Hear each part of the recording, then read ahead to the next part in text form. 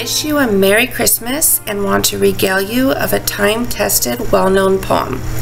First published anonymously in 1823, the authorship was claimed in 1837 by Clement Clarke Moore.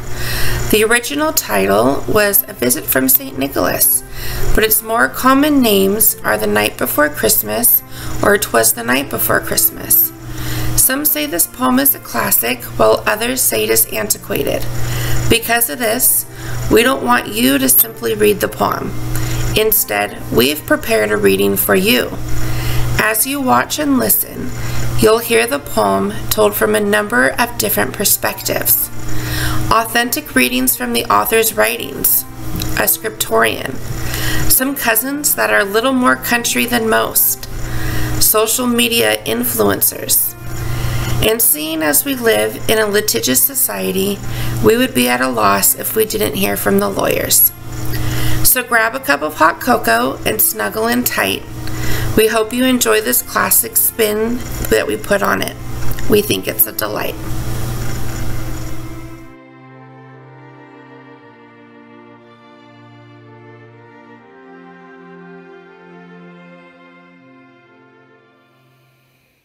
"'Twas the night before Christmas, when all was in the house. Not a creature is stirring, not even a mouse. The stockings were hung by the chimney with care, in hopes that St. Nicholas soon would be there. The minor residents, i.e. the children, of the aforementioned house were located in their individual beds and were engaged in nocturnal hallucinations, i.e. dreams, wherein vision of confectionery treats, including but not limited to candies, nuts, and or sugar plums, did dance, cavort, and otherwise appear in said dreams. And Mom in her kerchief, and I in my cap, had just settled our brains for a long winter's nap. From out in the yard, there came such a noise that Bubba got scared and roused to the boys. There was Rufus, 12, Jim Bob was 11, Dud going on 10, Otis was 7. John, George, and Chucky were 5, 4, and 3. The twins were both girls, so they just let them be. They jumped in their overalls, no need for a shirt, threw a hat on each head, then turned with a jerk. The moon on the breast of the new fallen snow gave a luster of midday to the objects below. But what to my wondering eyes did appear but a miniature sleigh and 8 tiny reindeer. With a little old driver so lively and quick, I knew in a moment it must be Commander Matson and Commander LaRue. I'm kidding, Saint Nick.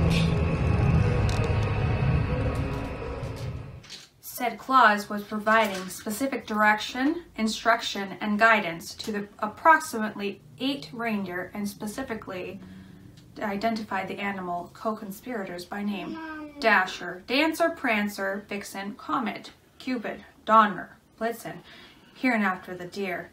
Upon information and belief, it is further asserted that the additional co-conspirator, named Rudolph, may have been involved. To the top of the porch, to the top of the wall. Now dash away. Now dash away, dash away, dash away all. As leaves that before the wild hurricanes fly, when they meet with an obstacle mount to the sky.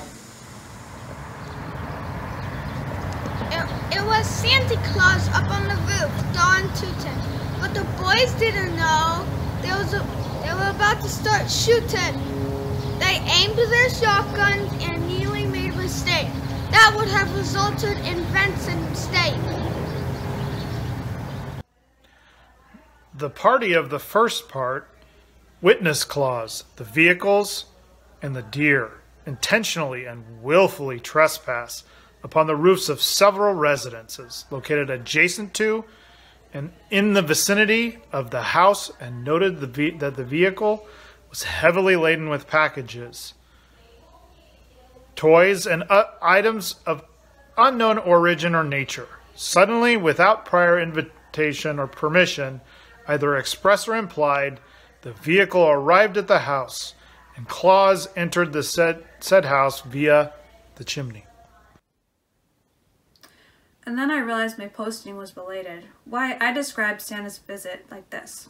It was complicated. As I reached for my phone and clicked the mobile app, suddenly on my shoulder there came a gentle tap. He looked a bit weary, that Santa all told. And he told me my updates were getting quite old. The summing cards, the gym check-ins, the stuff from George Talkie. On that last one, he actually rolled a twinkling eye. Your cat photo is so annoying. Your kid picture is so corny. You're cluttering my news feeds with statuses that bore me.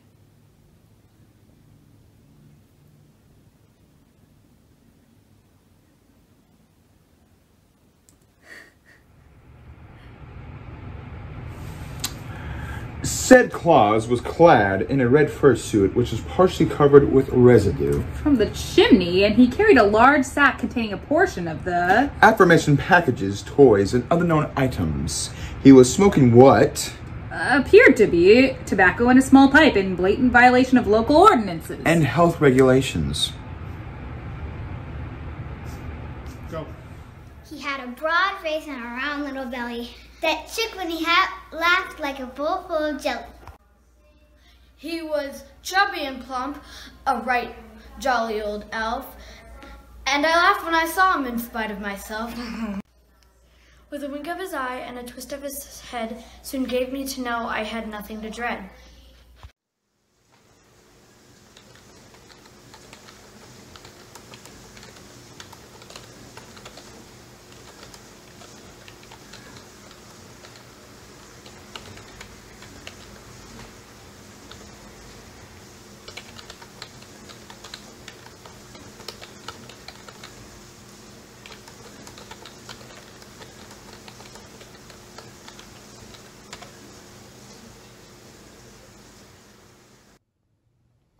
And it came to pass that Nicholas the giver did place his hand near his nose, and he did nod his head, and was lifted up by the Spirit of the Lord, in so that he was lifted through the opening above the fire. And he did make haste to his chariot, and he did cause a chirping noise from his mouth, a noise like a small beast of the air, so that he could draw the attention of his beasts of burden. And they were all of them carried away by the Spirit, yea, like leaves drifting in the autumn wind. I heard him exclaim ere he drove out of sight, "Happy Christmas to all, and to a good night."